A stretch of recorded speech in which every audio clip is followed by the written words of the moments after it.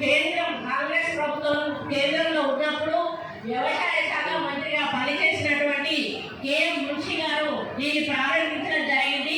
ఈ సంవత్సరం 75వ సంవత్సరం కాబట్టి దీన్ని వజ్రోత్సవ వన మహోత్సవంగా మనం పిలుచుకోవడం జరుగుతుంది.